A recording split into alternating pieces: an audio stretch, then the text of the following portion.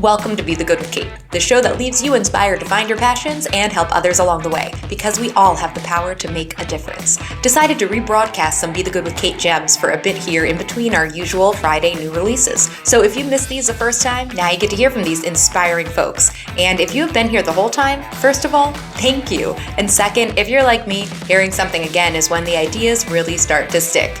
Re-release here, new episode on Friday. Let's keep the good news spreading. Click that subscribe button wherever you are listening right now to be notified when new episodes are released. Or if you prefer an email notification, head to katechericello.com/bethegood to get on that list. The links are in the show notes. Enjoy. And as always, I love hearing from you. Reach out anytime. Welcome back to Be the Good with Kate, and I'm so excited to introduce you to Tony Vlahovic. He has been the last person I have gotten to squeeze in for this season because you are absolutely in for a treat to hear his journey, and I can't wait to hear more for him. A bit about Tony: he is a former professional baseball player, and today he's an author, coach, and advocate for individuals with disabilities. He spent decades working with the Special Olympics, and now he also has his own nonprofit he'll tell us more about. And this summer, his first book came out, Just Need an Opportunity, Let's Play Ball. And it's full of heart and serves as a testament to what Tony has endured and conquered on and off of the field as both a player and a person. Tony, thanks so much for being here with me today. Hey, thank you. Thank you. Thank you for the opportunity. I really appreciate that. And thank you for the squeeze play to get me onto your podcast. I've read some great things and heard some great things about you, and it's an honor to be on your show. Thank you so much. Oh, well, Tony, thank you. But seriously, right back to you. And Lori Palau, who was a former guest on Be the Good with Kate as well. A great episode about organization. She's the person who connected us. So grateful for Lori as well here. And Tony, please tell us more about who you are and what you do in your own words. Basically, I wear a lot of different hats, Kate. I am a coach for a local high school team. I coach Special Olympics. I am a rehab therapist and work primarily with people in post-rehab. And I work with a variety of people. I've been doing that for over 30 years. And I started out in that field because of an injury that I suffered. And I was going through rehabilitation, learning how to walk again, which ended my professional baseball career. And going through that process, I realized that if I had an opportunity to do this type of work, I would do it differently. I felt like there was a missing piece of the mental part of healing, because you could sign in to the rehab center, you could stay there 10 minutes or 2 hours. And I just thought that it would be more of a personal touch, more of a personal care for people to help them heal and deal with a lot of the issues that come along with healing, because it's never a straight line up. It's this up and down road. If anybody has ever been injured, you wish it was a straight line to, perfect health and healing. Unfortunately, it doesn't work that way. And I always tell people, if we can get you back to 90% of what you were, we're doing a great job. There's always that little 10% that you have to deal with. So that's what I do on a daily basis. As you mentioned, was able to start a nonprofit a few years ago called Base Able with some very close friends. And they saw what I was doing with Special Olympics. And I was trying to keep the piece of Special Olympics alive, which was baseball. And backtrack for a second, back in 2011, I was introduced to the CEO of Special Olympics New Jersey, a gentleman named Mark Edenson. And Mark he was basically the pioneer and had this thought that athletes in Special Olympics love baseball so much. And what he got me was that he said, Tony, every day you wear some type of baseball hat. He said, these athletes do the same thing, but they've never had the opportunity to play. So Katie had me at the hat. Is what happened. So my Special Olympics baseball hat, and ever since then, I've been on a journey with him as a mentor, guiding me through years of pulling these athletes together and trying to spread that word. So it's been a real challenge at times, but it's been a real journey. But the athletes that I've met from 2011 are still with me. As I mentioned, have become part of my extended family. I've helped them with getting a job, relationship issues, just talking to them when they're struggling with something, or sharing. One of my athletes got married this past year and was invited to the wedding, and had a bunch of his teammates there, and it was great. Just a lot of fun to see how happy he was to find somebody in his life that he could share that love with. Amazing. And what's the age range that you work with through Special Olympics? The age range is interesting. When I started out, my youngest player was 16. My oldest was 54.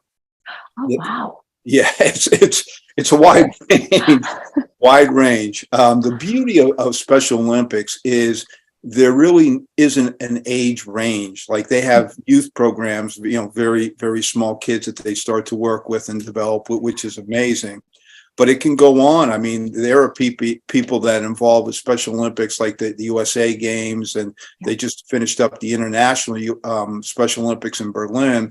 And those athletes could be 70, 80 years old for the different events. And it's intellectual disabilities. There are some physical disabilities. No one is turned away, which is great. It's for men, women. Doesn't matter about the color of your skin, or your religious background. Has nothing to do with that. It's just them as a person, and that's really what you see with these athletes. And I've been around them, probably some of the nicest people I've ever met in my life. And once that trust is developed, it comes from the heart. It's not a like anymore; it's a love.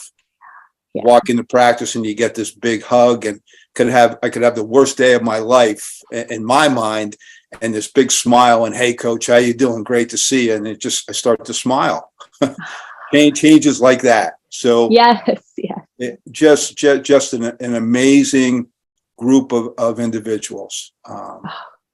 Good. And isn't that amazing with volunteer work in general, that feeling that it's an immediate endorphin boost. It's immediate, like, you're not only helping them, they're helping you feel better as well. It just is how it works out. Absolutely. Yeah. It's that mutual energy that you walk in, and like I said, it's like having a best friend that no matter what you did, good or bad that day, that person is always there. It's unconditional love is what I'm trying to say. And you really see that, and you really feel that at a certain point. And like I said, I'm like a dog with a bone, Kate, in terms of trying to help these people. And it's not only the people I've come in contact with. I know there's people across North America. There's 61 million people in the United States that have some type of disability. Mm-hmm. So we're really trying to bring more of the awareness to them and the acceptance. And, again, they just need an opportunity. A lot of them have never been given an opportunity, not only to play baseball, but just to do things in general or in life that you and I may take for granted, but they've never had that opportunity. So it's a bigger piece than baseball. Baseball is a platform that we like to build from. And obviously I love baseball, but also if we can help somebody with their life skills and social skills, and become more confident as a person, and have stronger positive relationships, I think it's wonderful. So that's what we're trying to do. So I have a long way to go. But so much you've already done. And Tony, I'm curious, when you were playing baseball, did you know about the extent of the nonprofit world? Did you have it in your heart already that you wanted to volunteer? Did this all come out after the accident? Kind of what was that path or journey from going from playing baseball and that being your whole life to this world of the giving back and the volunteering? That's a great question. I did not understand the nonprofit world. Didn't have an idea about it when I was playing. I can tell you, I've always had a spot in my heart for people with disabilities. From the time I was growing up, some of the kids that I grew up with in the neighborhood who were in special ed, and some of the kids would make fun of or pick on, I would step in and protect them. I don't know where that came from, but it was just something inside of me. And when I was playing, my goal was to take care of my family and people around me as much as I possibly could. I did not have the concept of working with people with disabilities. I was interacted with them, but it was something that I did. I never thought much outside of just that interaction. But once baseball was over and I went through, some personal issues in terms of my injuries and my mental state, it really started to sink in. Like, wow, this is a very different level that I never experienced, and I need some help with this. And once I was able to work through and continue down that journey, it really changed the way I looked at people with disabilities and what I could do for them. So to be quite honest, like I said, I just did things, but there wasn't a plan or intent behind it at that point. That's what's something that's so neat about of all the guests that I've gotten to speak with, that wherever they started their career, it's all part of it. It all adds on to the next piece of the puzzle, but no one is where they were when they started their career. It's always something very different, or, the baseline might be the same, but the journey just goes to the right and to the left and up and down. And it's fascinating. It's such a great reminder of, where you are today doesn't necessarily mean that's where you're going to be 20 years from now. And there's no way it can be exactly where you're going to be 20 years from now either. We're constantly evolving and changing, whether career and personal. And it sounds like this beautiful amalgamation of things has led you to all the work you've been doing. Absolutely. That's you put that. That's so well said that it really was. I at that point in my life, I was focusing on being a professional athlete. And that was my focus. And, I cared about the people that were around me, but I didn't know the extent of what could happen down the road and that journey. And if you would have told me at that point, I was in my early to mid 20s, I would have told you, oh no, I'm going to be a professional athlete. I'm going to do, I had that whole plan set up. That didn't work out so well after a certain point.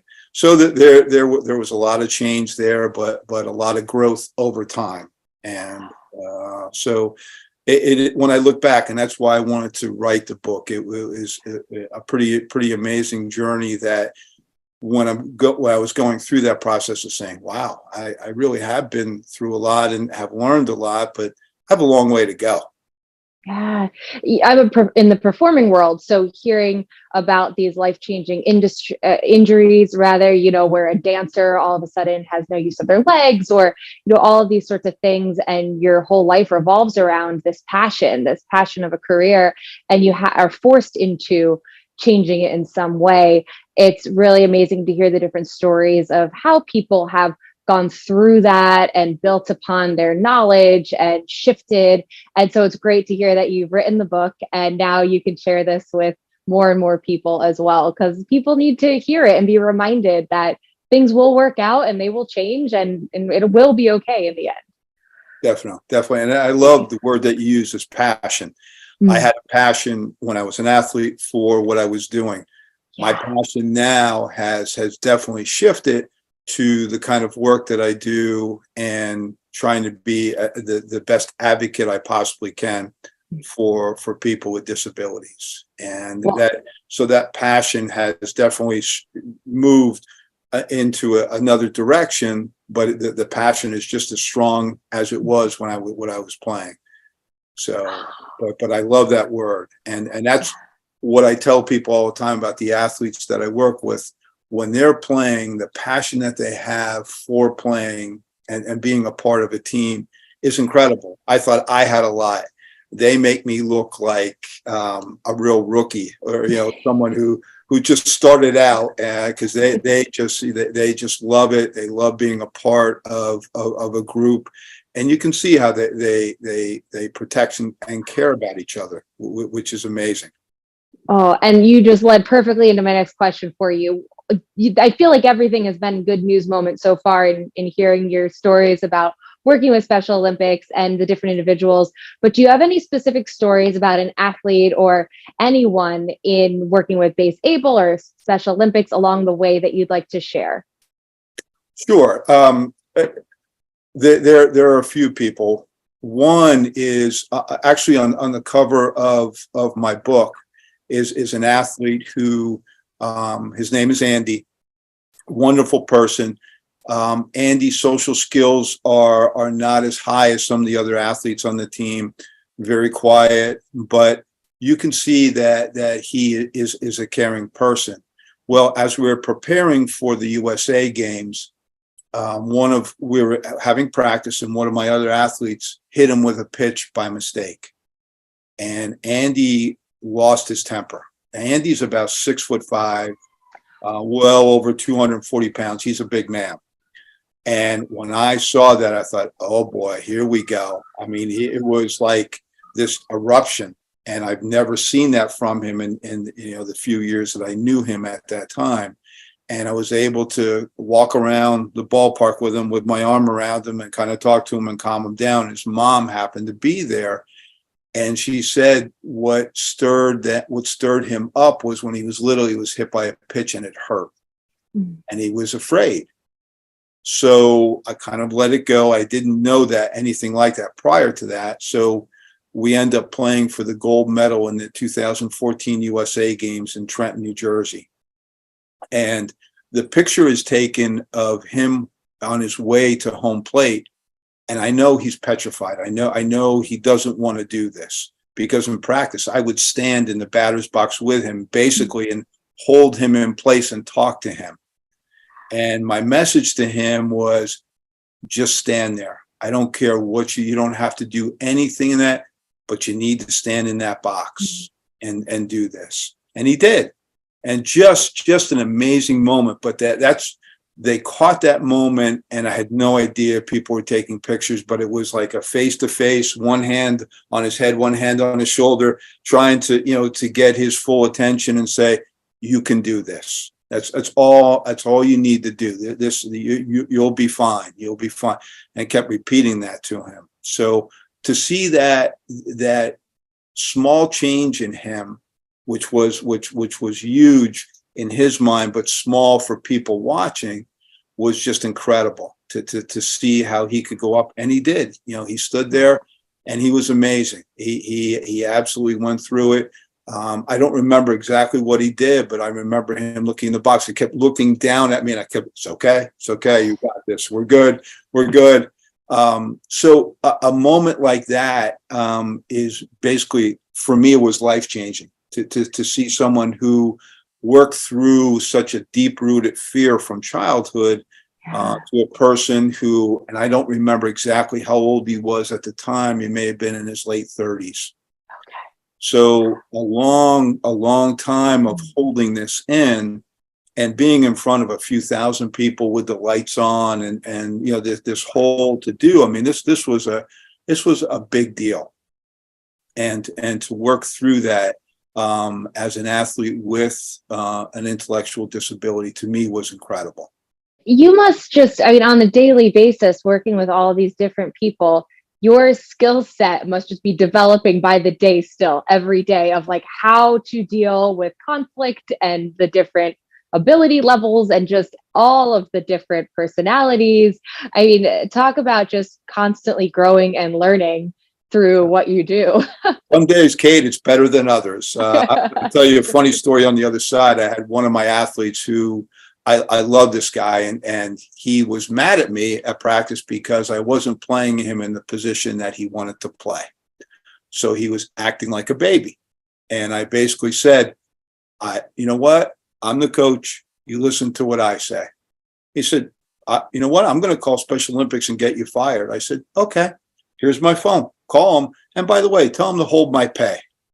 And he looked at me. He said, you get paid a lot. I said, I'm a volunteer. I don't get paid anything. I do this because I love you guys and I love the game. Well, and I said, and by the way, go sit down. I'm not going to tolerate that kind of behavior.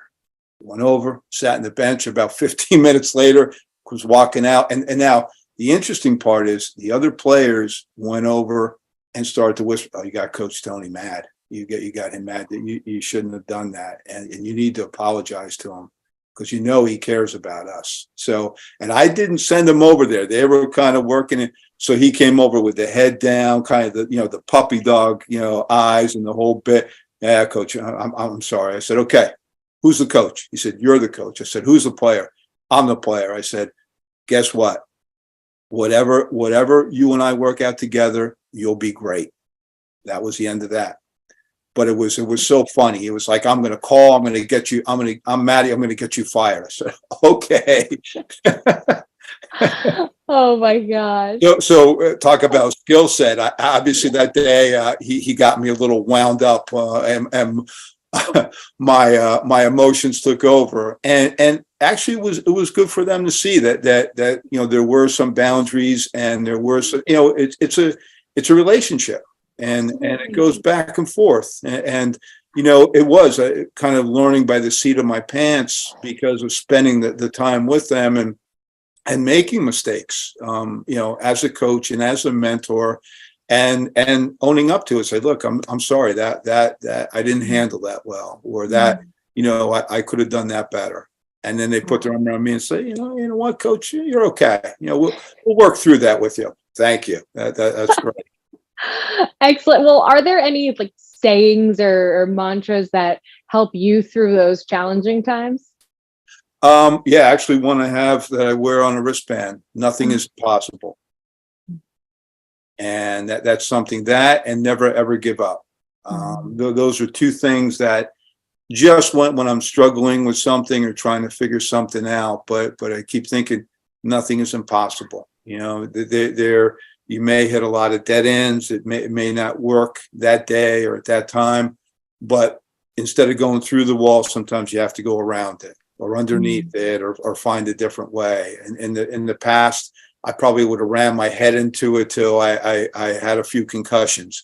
Kind of learned over time that wasn't the best move all the time, and to take a step back and work with people and find a different way, a different approach. But those are two things I live by. One other is just a random act of kindness for people. Just having a person smile that day, holding the door open for somebody, just little things like that. I know it's work, and someone's done that for me. And when you return that favor, it's pretty amazing that, the power that brings in a very simple moment. Somebody you've never seen before, you may never see again. And that small moment changes everything.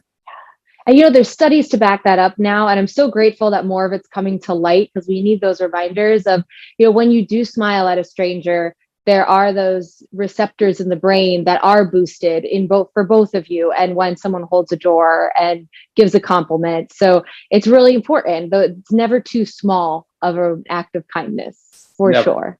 Never. And I feel like what you just said could answer my last question, but if you want to keep going with it, I've been asking all my guests, if someone came to you and said, I want to make a difference, like I see what you're doing, I want to do something too, but I feel overwhelmed, I don't know where to start.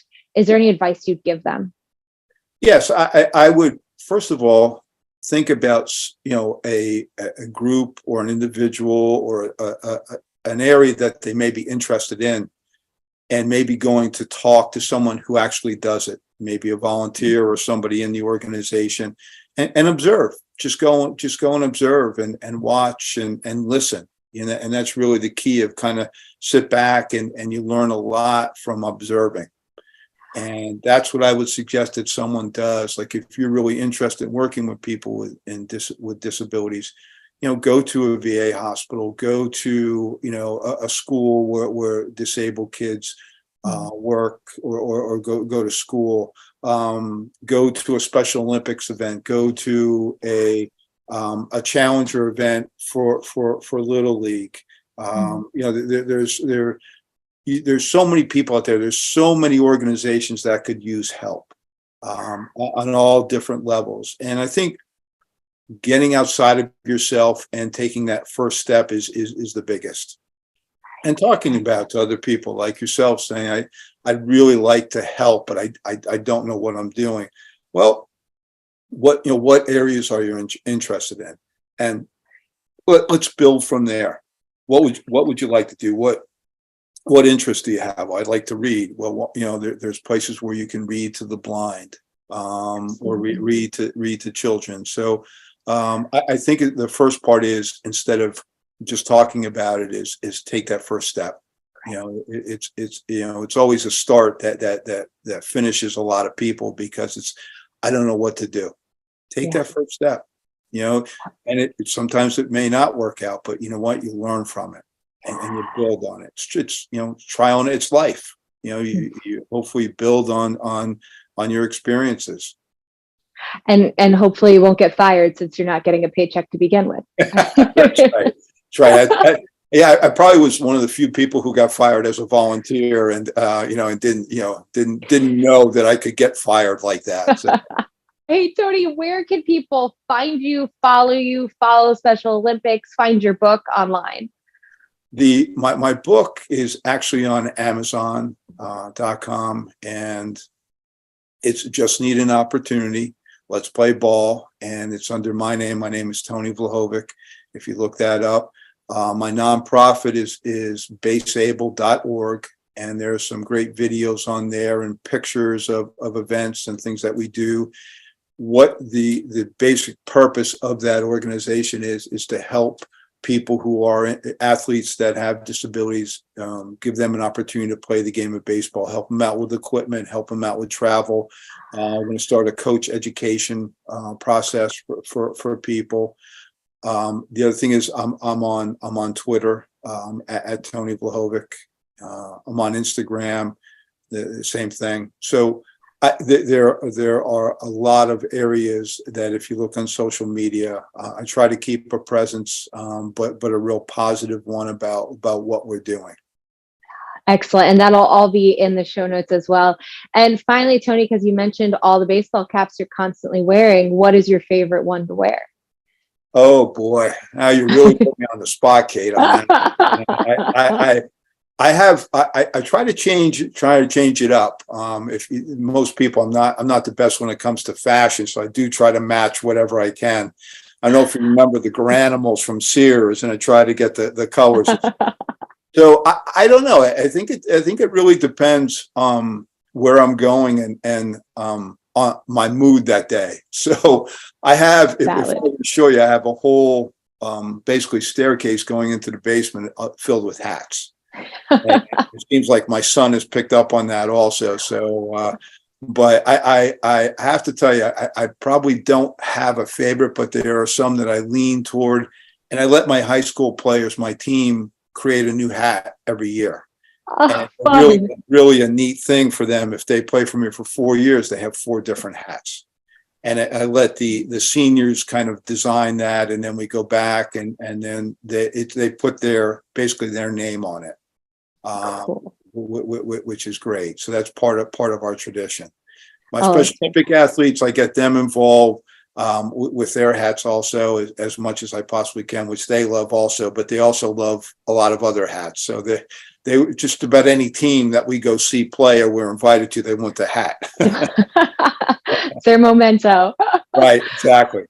Well, excellent. Tony, I can't thank you enough for your time today and all that you're doing. Okay, thank you.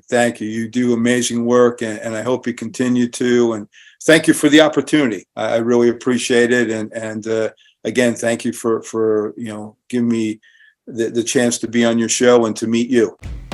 Thanks for tuning in. If you found this helpful, a 5-star review, like, or comment means the world to me. And if you found insight in this episode, chances are someone else will too. Share with a friend to give them a boost today. Until next time, I'm Kate Cherichello-Tente, and this was Be the Good with Kate.